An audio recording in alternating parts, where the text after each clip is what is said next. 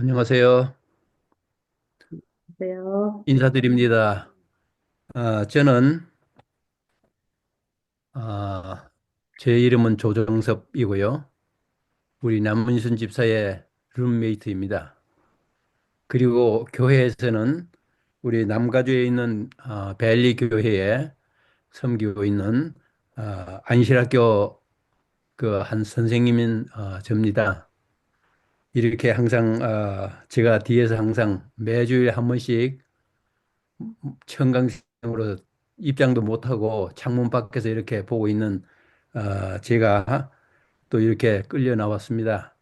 오늘 이 시간을 통해서 함께 말씀을 연구하는 뜻깊은 시간이 되기를 바랍니다. 아, 평상적이지 않으면 꽤 사람이 긴장을 하게 되어 있습니다. 그래서 저도 이 처음 이 선보이는 것 같은 그런 느낌 때문에 굉장히 긴장하게 되고요. 또 제가 하고 싶은 말들도 다 잘 못할지도 모릅니다. 저를 도와주셔서 함께 좋은 시간 이끌어지기를 간절히 바랍니다. 네, 이 시간에 특별히 우리 사라 집사님께서 잘 순서를 진행시키고 모임을 잘 주도하고 이렇게 이끌어 가시는 모습을 통해서 또 제가 리더십에 대한 것도 많이 또 배우게 됩니다. 여러분들 오늘 이 시간에 왜 나오셨나요? 안실학교 교과를 이 처음 이렇게 공부하기 위해서 오셨나요? 아니면 가르치는데 약간의 도움이 되기 위해서 더 많은 것을 좀 얻기 위해서 오셨는지, 아니면 그저 안실학교 공과를 통해서 은혜 받기 위해서 오셨는지 저는 잘 알지를 못합니다. 그러나 우리가 분명한 것은 이 하나님의 이 말씀을 매일같이 연구하고 그것을 내 생활에 이렇게 적용시키고 나아가서 다른 사람들에게 가르쳐야 하는 교사의 직분이 있다는 것을 항상 염두에 두시면 좋겠습니다.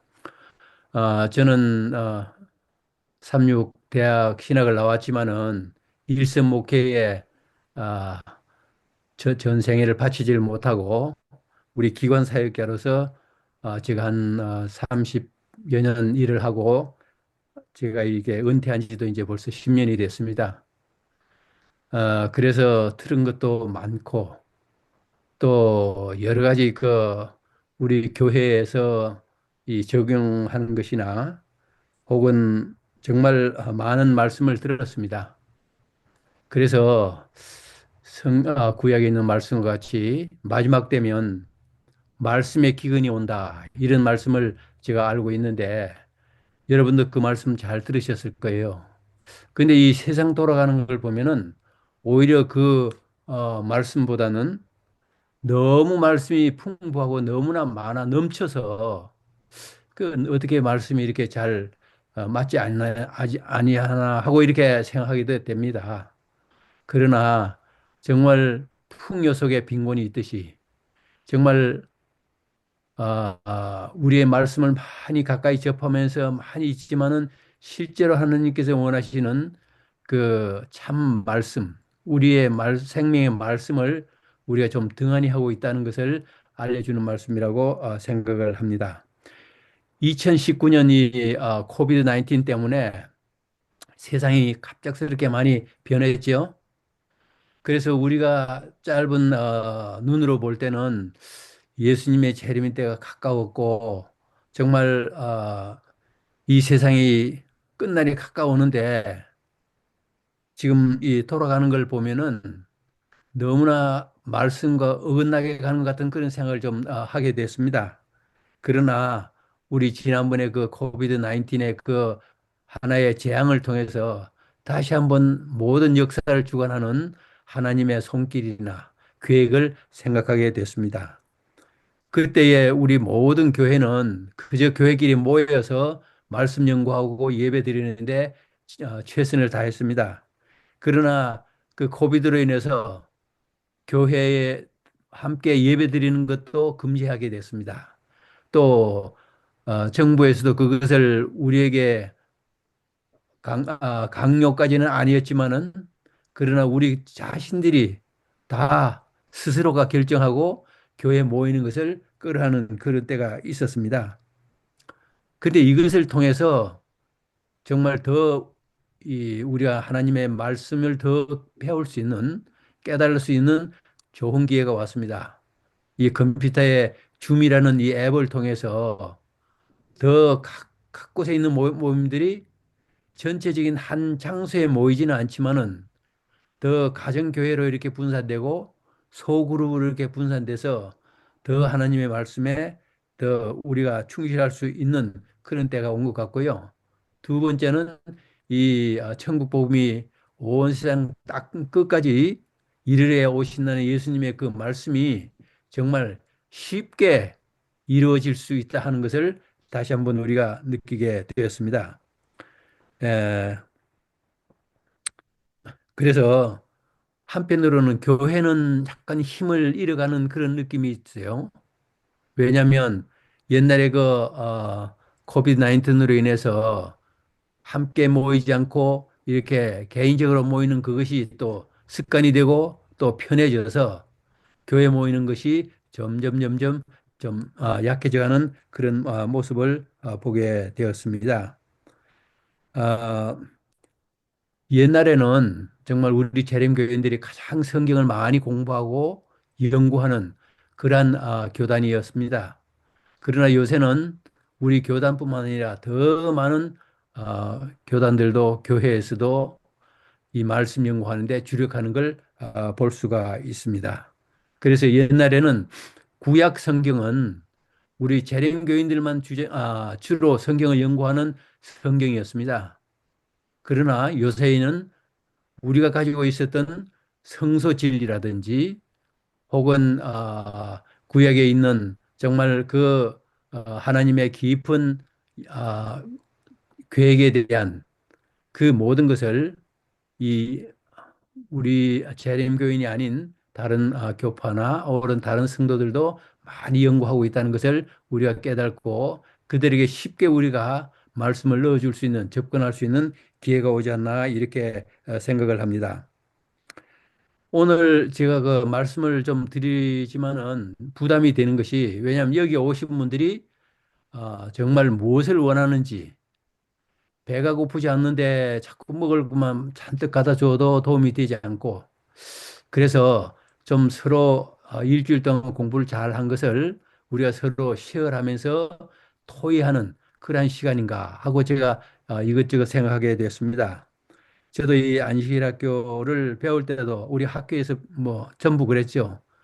주입식 선생님의 그 말씀 일방적인 그 가르침에 우리는 모두 그냥 받아들이고 이렇게 배우고 그것이 다인 줄로 이렇게 생각했는데 이 세대가 많이 바뀌어서 교육 방법도 달라서 지금은 주입식보다는 서로 토의하고 서로 배운 것을 깨달은 것을 아는 것을 서로 시어하는 그러한 교과 공부로 이렇게 진행되는 모습입니다. 저도 이 벨리교에서 10명 이하의 그 안식학교 반생들과 함께 교과를 공부합니다. 처음에는 저도 그렇게 좀 안식학 교과를 위주로 해서 이 일방적인 가르침에 굉장히 신경을 썼는데 조금 제가 옆에서 이렇게 보니까 그것보다는 차라리 모든 이 반생들이 아, 참여해서 공부하는 것이 더 효과적이라는 것을 깨닫고 각 분들에게 한 과목씩을 매일의 과제를 하게 하고 그것을 발표하도록 했습니다. 그렇게 했을 때 더 많은 분들이 관심을 갖고 더 열심을 내는 것을 보고 참 기분이 좋습니다. 그래서 교사가 사실은 짧은 시간 내에 그 교과에 대한 포커스만 이렇게 잘 짚어주고 마지막 결론을 해주는 그것이 바로 교사가 리드하는 일이 아닌가 이렇게 생각을 합니다.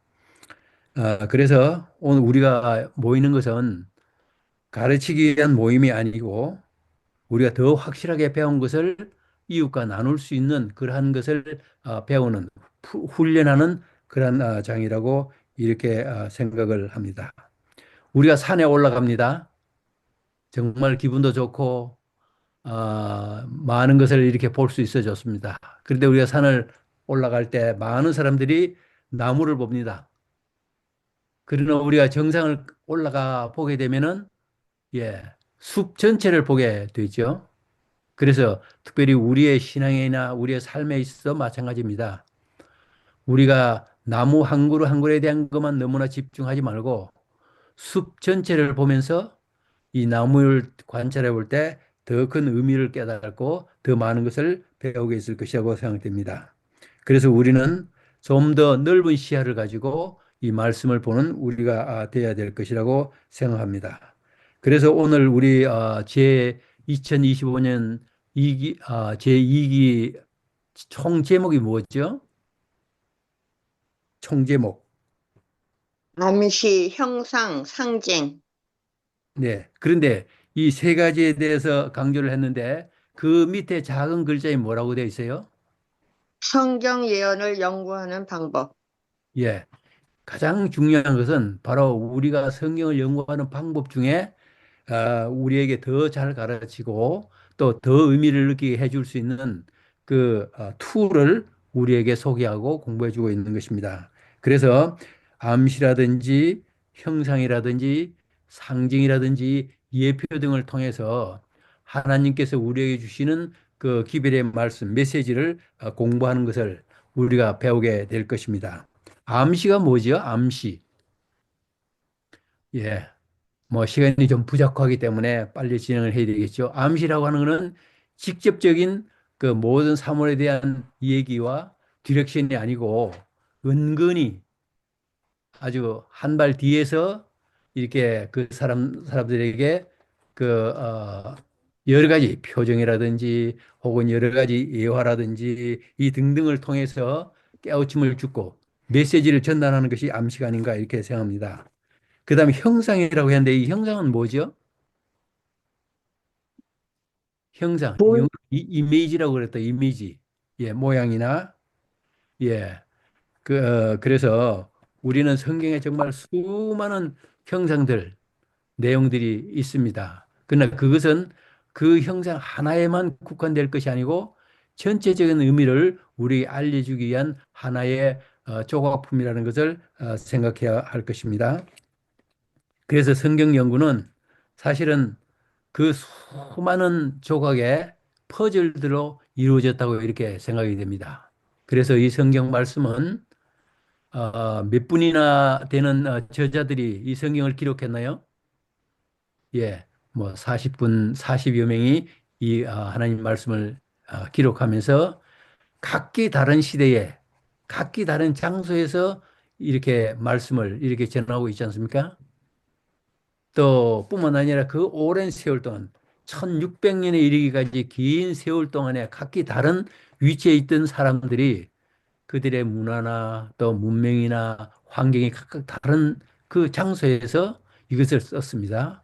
또 뿐만 아니라 기록한 사람들의 그 신분도 다 학자들이 한 것도 아니고 양을 치든 또 여러 가지 고기를 잡든 혹은 이 세금을 거두든 뿐만 아니라 정말 제사장으로서 하나님의 말씀을 직접 받은 사람들 이런 모든 다른 형편과 처지에 있고 직분이 다른 그분들이 기록했다는 것은 참 우리에게 의미가 있는데 그런데 정말 놀랍게도 이 퍼즐들이 다 하나하나 다 맞춰 보니까 아주 아름다운 그림이 된 것입니다. 그 그림이 바로 무엇입니까? 바로 우리 하나님께서 이 세상을 아름답게 창조하셨던 것과 또 나아가서는 죄로 인해서 이 파괴된 그 퍼즐의 모양을 통해서 하나님의 뜻이 보이지 않다가 결국은 우리가 이 연구를 통해서 다시 한번 예수님께서 이 세상에 다시 온다는 그 희망의 메시지의 아름다운 조각, 예술품 이것이 된다고 생각을 합니다. 저 다른 데 보니까 말씀들을 많이 하셨는데 뭐가 무서워? 어이구, 아, 오케이. 마치 뉴스도 해놨고, 예. 미안합니다. 일단 내려와서 뭐. 예. 오케이. 예, 그래서 우리는 이제 이 제2기를 통해서 더 많은 성경 말씀을 연구할 수 있는 그 툴을 우리가 배우게 될 것이고 그것을 응용하게 되는 것을 우리가 깨닫게 될 것입니다. 오늘의 제목은 희생제사의 이해입니다. 희생제사의 의해. 뭐 이거는 뭐 너무나 우리가 많이 공부를 했고 벌써 이 말씀을 제목만 봐도 이것을 무엇인가 이렇게 깨달을 수 있는 그런 내용이 되겠습니다. 그 표면 이 그 그림이 항상 그려져 있죠. 우리 각 한 주일마다 이렇게 배울 수 있는 그 보면은 그림이 항상 되어 있는데 오늘의 그림은 어떤 그림입니까? 제일 왼쪽에 있는 거는 예. 하나님의 그 시은자, 법궤에 있는 그룹이 있는 지성소에 있는 그 부분을 우리에게 소개해 주고 그 다음에 있는 가운데 있는 거는 뭡니까? 예, 마리아가 어린 아기 예수님을 낳고 이렇게 있는 모습에 십자가와 또 양이 죽어 있는 모습 또 그리고 이제 오른쪽에는 뭡니까? 바로 메시아 되시는 예수님께서 회당에서 가르치는 그 모습을 화가가 그렸습니다. 그래서 사실은 우리는 공부하면 이 제목만 봐도 우리가 뭘 공부해야 될 것을 다 캐치할 수가 있고요. 두 번째, 이 화가가 그린 그 그림을 통해서 우리는 모든 내용을 이해할 수 있습니다. 그리고 오늘 가장 주된 것은 바로 기억절이 되겠는데요. 이 기억절은 요한계시록 5장 9절에 있는 말씀입니다. 우리 다 같이 읽도록 하겠습니다. 시작. 그들이 새 노래를 불러 이르되 두루마리를 가지시고 그 인봉을 떼기에 합당하시도다. 일찍이 죽음을 당하사 각 족속과 방언과 백성과 나라 가운데서 사람들을 피로 사서 하나님께 드리시고 이 요한계시록에 있는 말씀을 통해서 오늘 이것이 중심이 될 것 같습니다. 희생 제사 뭐 이건 너무나 잘 알고 있죠. 우리가 우리의 속죄를 위해서 이 짐승을 죄 없는 짐승을 잡아서 죽임으로써 우리의 죄를 사는 그러한 교훈을 우리 백성들에게 다 알려주었습니다. 그러나 근본적인 것은 이 짐승의 피가 결코 우리의 죄를 사하거나 우리를 죄 가운데서 해방시켜 주는 것이 아니고 장차 오실 메시아 예수님의 희생 제사를 통해서 모든 이 속죄와 구원이 이르게 된다는 것을 우리에게 이제 말씀하고 있고 가르치고 있습니다. 여러분들 다 제사 드려 보셨어요? 지금 제사. 연속으로 했기 때문에 말 못하고 후에 디스커션 할 때는 이분은 오케이. 예. 제가 이게 직접 참석하지 못해서 여기에 다 음소거 되어 있기 때문에 서로 나누지 못하는 걸 이제 또 깨달았습니다. 미안합니다. 그래서 참으로 배워야 될 이 암시라든지 혹은 형상이라든지 혹은 이 상징 이것을 좀 더 자세히 이제 공부해 보도록 시간을 갖게 되겠습니다. 그러나 제가 이 제사하면은 처음부터 제가 기독교인이 아니기 때문에 유교로서 제사에 1년에 한 번 혹은 또 제사날이 오는 여러 번 그 제사에 대해서 가지고 있습니다. 그 경험을 가지고 있는데 아마 여러분들도 뭐 연세가 다 있으니까 우리가 어렸을 때의 그 제사하는 그 모습을 통해서 많은 것을 깨우침을 받을 것이라고 생각이 됩니다. 그래서 시골에 아무리 어렵게 살더라도 그 집안이 효자 집안이 되고 아주 부모를 잘 공경했다는 그러한 칭찬을 듣기 위해서는 제사를 아주 잘 차려야 합니다. 그래서 말에 빚을 내서라도 이제 제사상을 잘 차리지 않습니까? 예. 그런데 그 제사상에는 우리는 시골이어서 그런지 모르지만은 이 우리가 오늘 공부해야 될 그 희생의 제사라기보다는 우리가 가지고 있는 가장 정성스러운 그 채식들을 많이 이제 요리를 만들어서 이렇게 바친 것을 우리가 보게 됐습니다. 이것이 바로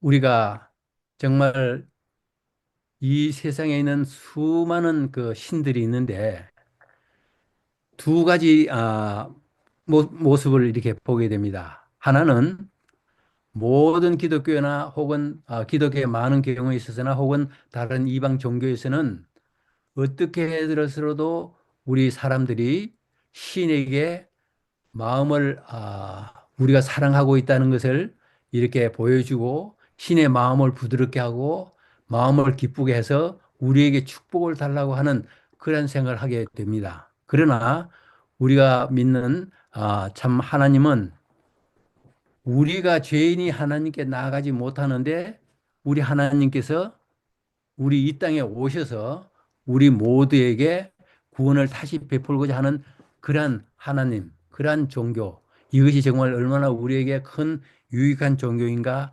이렇게 생각하게 되었습니다. 그래서 우리는 정말 너무나 참 하나님을 정말 만나서 함께 사랑 가운데 거할 수 있다는 것은 우리의 가장 큰 특권이 아닌가 이렇게 생각을 합니다.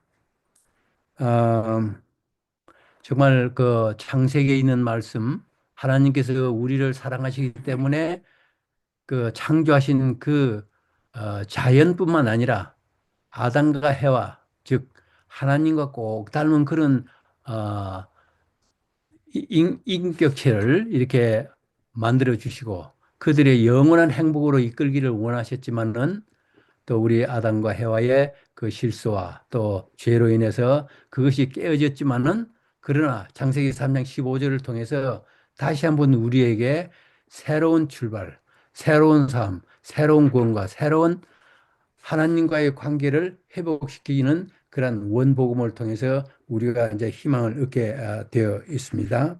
그래서 결국은 우리가 이 결론적인 거는 뭐냐면 희생 제사, 다시 말하자면 짐승을 죽이는 그 피의 제사들을 통해서 우리가 우리의 죄의 흉악성과 하나님께서 우리에게 어떻게 다가오시는 것을 알려주실 뿐만 아니라 정말 우리에게 새로운 소망을 주시는 그런 하나님에 대해서 배우고 깨닫고 느끼는 것이 오늘의 결론이 되겠습니다. 그래서 창세기부터 요한계시록에 있는 모든 말씀에 보면은 다 무엇으로 얼룩되어 있다고 얘기를 하고 있습니까? 바로 피로 얼룩되어 있다고 얘기하고 있습니다. 예, 창세기에 있는 창세기 처음 에덴 동산에서부터 흘려진 그 피들 또 하나님께서 우리 죄진 아담과 해와가 너무나 불쌍해서 짐승을 잡아서 피를 흘려서 옷을 입혀주신 은혜라든지 모든 출애굽기에 있는 그 제사지도나 이것을 통해서 이 피 흘리는 역사가 이 요한 계시록에 이르기까지 이르게 된다는 사실을 우리가 좀 강조를 하면서 정말 이 짐승들의 그 제사를 통해서 속죄의 기별을 주셨지만은 그러나 진정한 우리의 속죄는 바로 희생제물, 짐승들이 죽어감으로 인해서 우리에게 죄를 사하는 것이 아니고 바로 우리를 위해서 찾아오신 메시아 되시는 예수님의 그 십자가의 희생을 통해서 그 모든 것이 이루어진다 하는 것이 오늘 우리가 꼭 염두에 두어야 할 그런 말씀인 것 같습니다. 첫 번째 소지를 보면 헛된 제사라고 했습니다. 그런데 이 헛된 제사는 우리가 어떻게 생각할 수 있겠습니까? 잘못된 제사고 아무 의미 없는 제사가 됩니다. 이것을 좀 더 바꿔 말씀드리면 오늘날 우리의 예배, 우리가 드리는 예배가 참으로 진정한 예배인가 아니면 잘못 드리는 예배인가에 대해서 좀 포커스를 이렇게 맞추시면서 공부를 다 하셨겠죠. 예, 그래서 우리는 정말 정말 진정한 하나님께서 기뻐하고 또 좋아하시는, 원하시는 그러한 제사를 드리는 우리가 되어야 되겠습니다. 그래서 하나님께서는 이사야 선지자나 다른 많은 선지자를 통해서 말씀하기를, 하나님께서는 너무너무 이 제사, 희생 제사의 그 피 냄새로 인해서 아주 실증이 난다고 아주 우리에게 엄격하게 참 많은 그 비난의 말씀을 했습니다. 왜냐하면 그것은 바로 우리가 하나님을 믿는다고 예배드린다고 하면서 교회 마당만 밟고 있는 우리의 모습을 하나님께서 꼬집고 계시지 않나 이렇게 생각을 합니다. 그래서 우리 우리는 하나님 앞에 드리는 참된 제사를 통해서 정말 하나님께 더 가까이 나아가야 된다고 생각이 됩니다. 그 두 번째는 월요일 소재는 황소와 짐승의 피. 예, 하나님께 제사 드릴 때 우리가 황소와 혹은 염소만 드리는 게 아니지 않습니까? 가장 많이 드려진 것이 뭐죠? 양 아니겠어요? 그러나 여기에 황소와 염소피라고 하는 건 히브리서에 있는 이 말씀은 바로 희생 제물이 되는 그 짐승, 제물을 의미하고 있는 것입니다.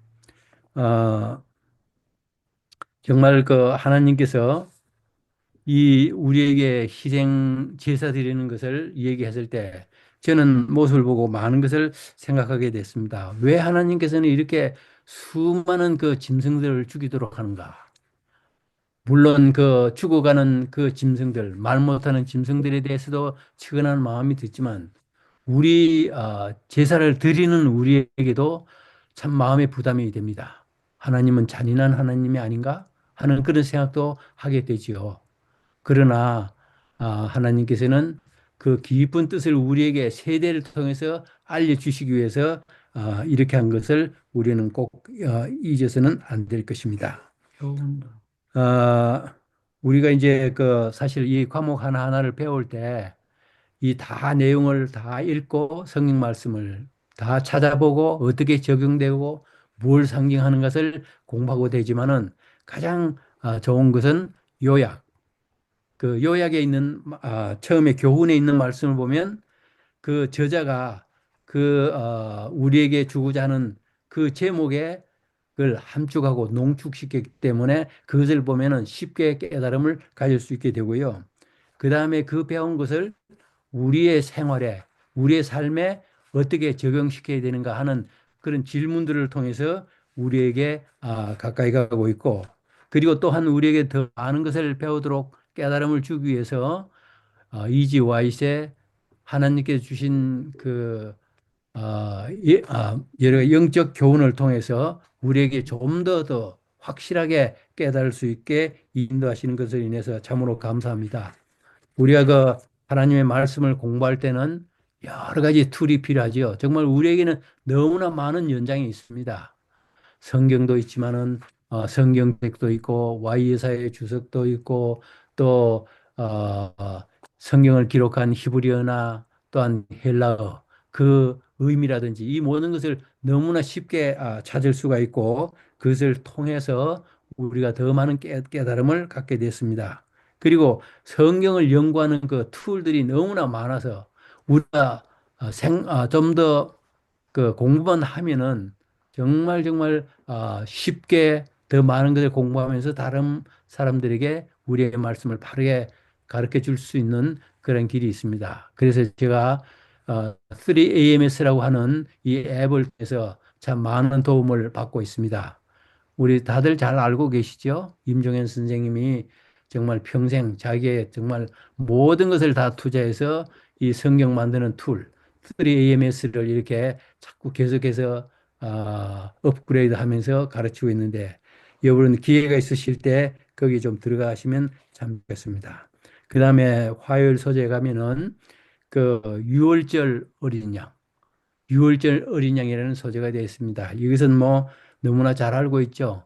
아비벌 정월 1월 10일에 자기가 그 죄를 사하기 위해서 하나님께서 유월절을 지키도록 하기 위해서 제사 지내라는 제물을 잘 선택할 때에 가장 깨끗하고 흠없는 그러한 제물을 어, 정해가지고 14일이 될 때까지 잘 케어를 한 다음에 14일에 그 양을 잡고 그들이 온 가족들의 그 구원, 그 온 애굽에 이르러 내리는 그 장자의 죽임을 구원할 수 있는 거기에서 우리가 살아남을 수 있는 그 방법을 하나님께서 모세를 통해서 주시지 않았습니까? 그때에 반드시 그 양을 잡아서 그 흐르는 그 피를 문설주와 임방에 바르도록 얘기를 했습니다. 그래서 우리가 들어가는 문 입구에 보면 그 문설주는 양쪽의 기둥이고요.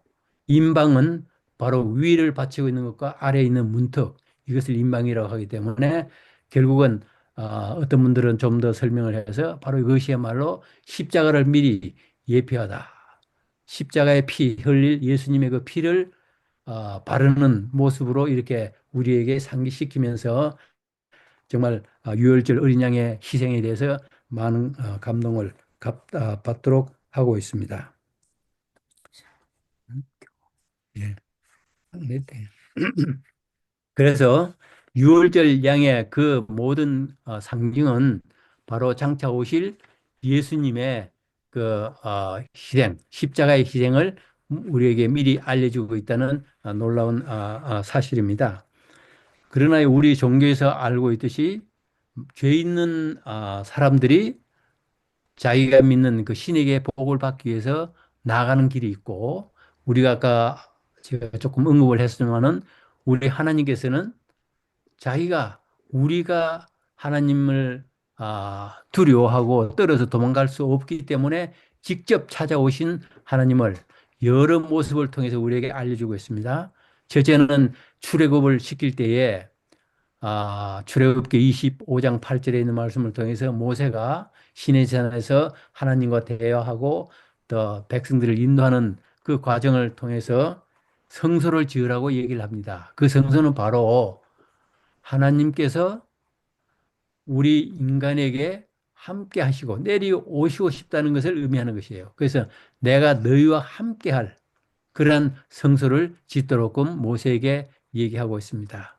우리 하나님은 자기가 지은 자녀를 우리 모두는 얼마나 사랑하고 얼마나 정말 귀하게 생각하고 있습니까?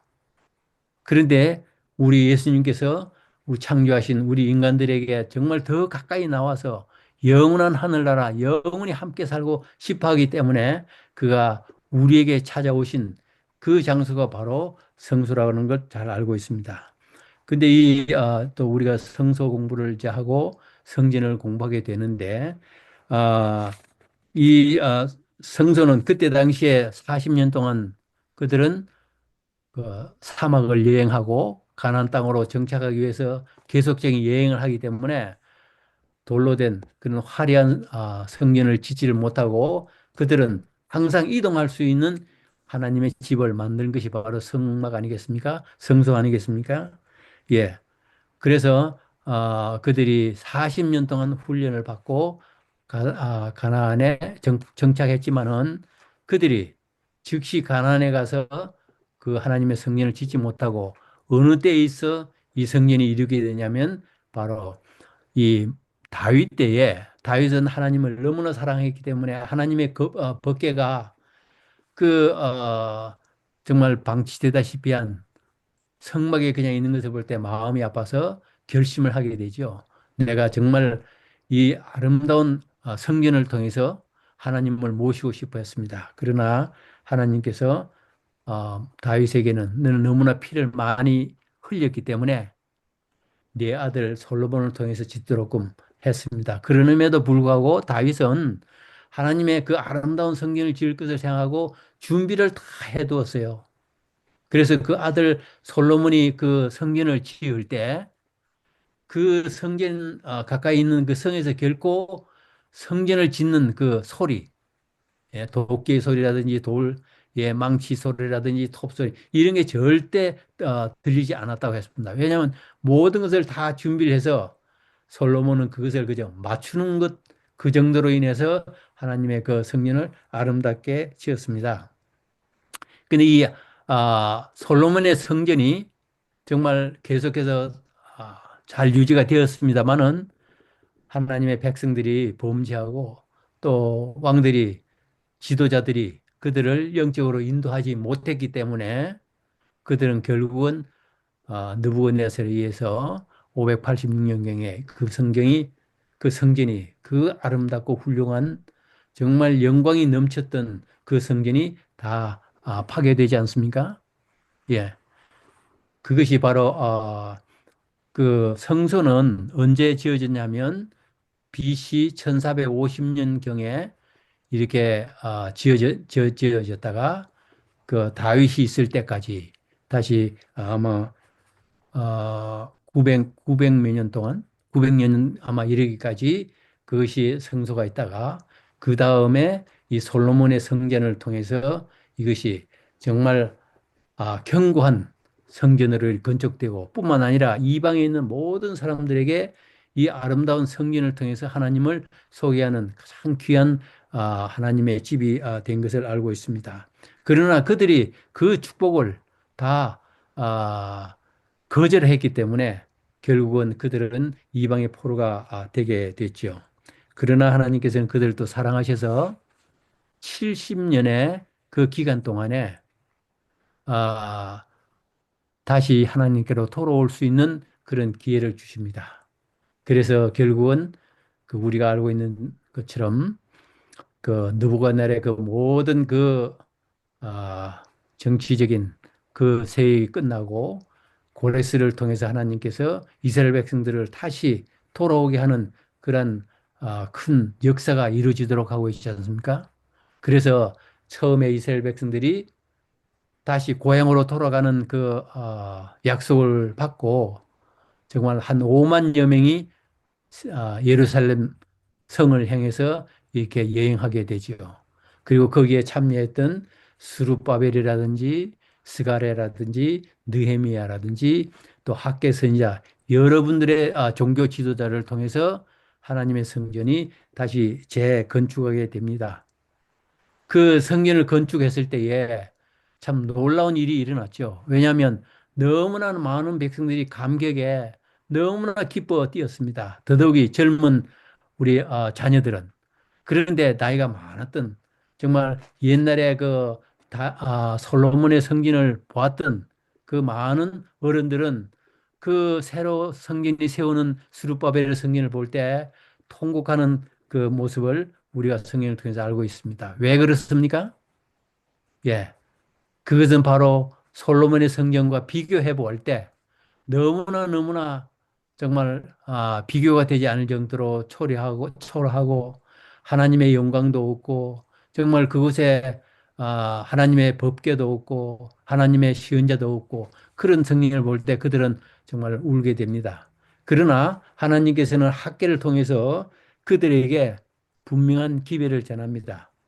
그 솔로몬의 화려한 성전 정말 잘 만들어진 그 성전보다도 지금 지어지는 이 스룹바벨의 지도로 이렇게 만들어진 이 스룹바벨이라고 하는 성전을 여기에는 더 의미가 있고 더 귀하고 정말 하나님께서 의미를 부여하고 있다는 것을 얘기해 주고 있습니다.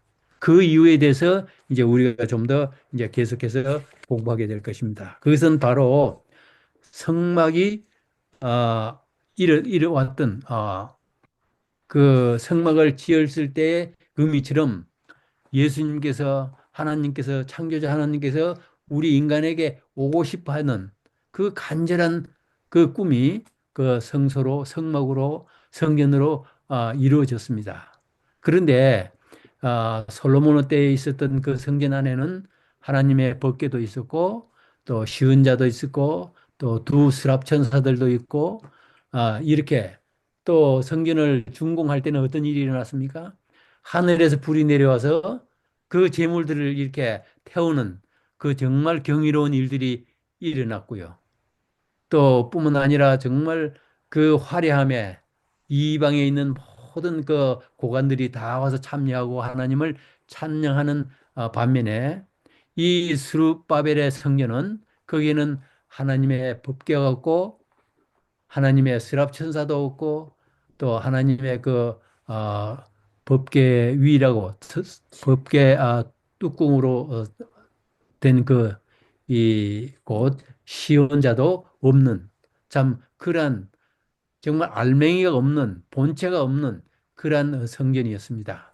그럼에도 불구하고 이 학계를 통해서 하나님께 주신 기별은 이 성전이 더 하나님의 좋아하고 기뻐하는 그런 성전이다. 의미 있는 성전이라고 얘기한 것은 여러분들이 잘 아시는 것처럼 바로 성소의 본체가 되시고 이 성소를 계획하시고 또 우리 사람들과 죄인들을 만나기 위해서 오신 그 예수님이 바로 여러 가지 그 상징이나 혹은 형상이나 이걸 통해서 온 것이 아니고 직접 오셨기 때문에 그것이 더 큰 의미가 있다고 하는 것을 알려주고 있는 것입니다.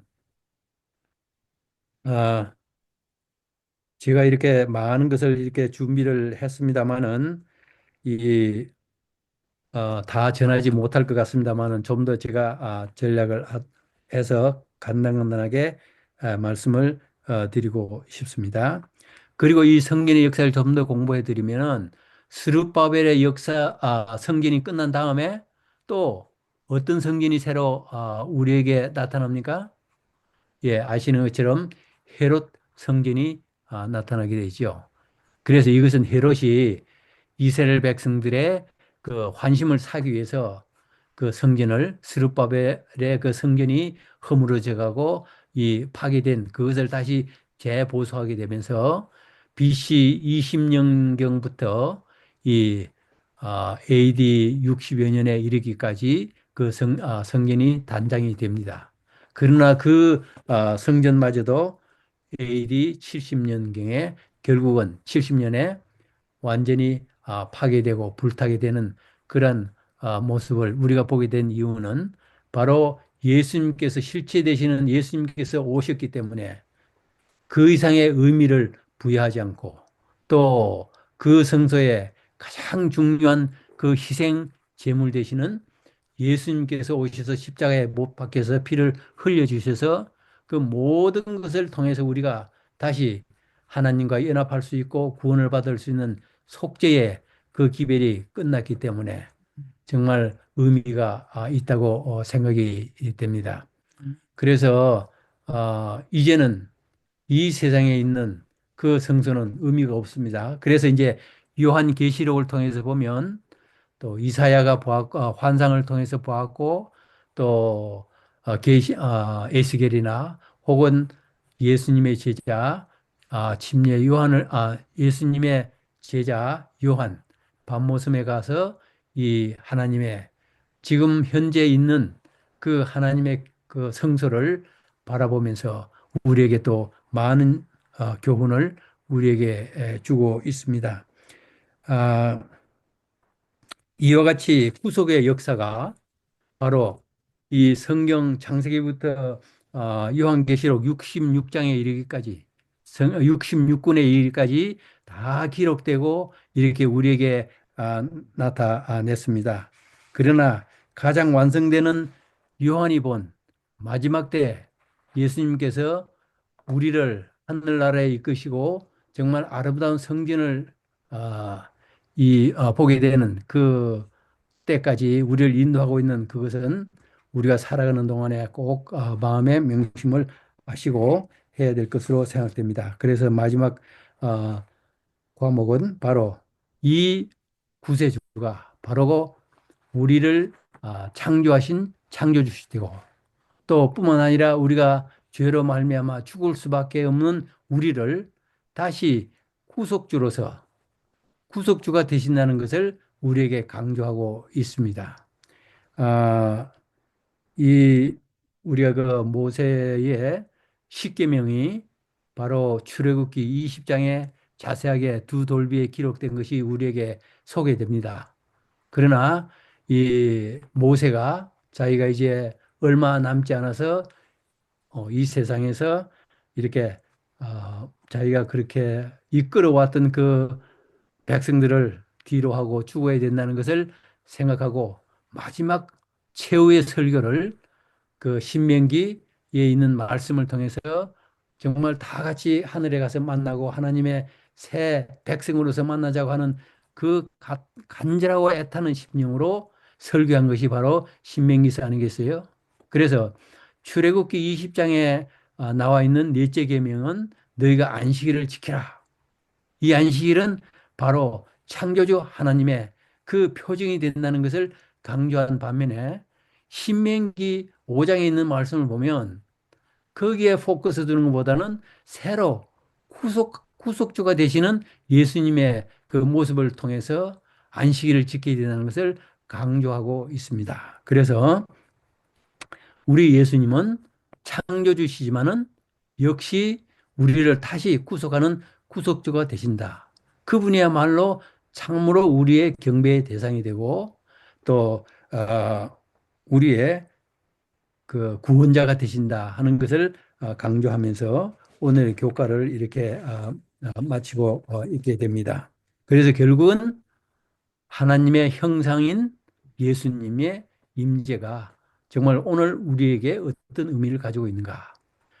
구약에 있는 창세기에 있는 출애굽기에 있는 모든 또 타락했던 시대에 이스라엘 백성들이 있었던 그러한 경우에 따라서도 하나님께서는 결국 우리에게 어떻게 구세주로서 창조주로서 오시는가, 내 마음속에 계시는가 하는 것에 대해서 다시 한번 이 저자는 강조를 하고 있습니다. 그래서 우리가 비록 눈에 보이지 아니하는 우리 예수님을 곧 직접 만나서 함께 행복과 하나님의 원래의 뜻과 하나님께서 우리를 얼마나 사랑하는 그 사랑을 맛보는 그 재림의 때가 심히 가까운 것을 인해서 우리가 기뻐하고 있습니다. 그래서 그 딸이 그 때가 되어가는 이 가나안 향한 이 여정에 우리가 어려움 많고 힘든 일도 많지만은 그러나 용기와 희망을 가지고 우리의 그 예수님을 만나는 그 기쁨과 설레임 가운데 우리가 낙심하지 아니하고 계속해서 전진하면서 우리 예수님 다 만나는 우리 모든 반생들이 되었으면 하고 간절히 이 시간에 말씀을 드립니다. 감사합니다.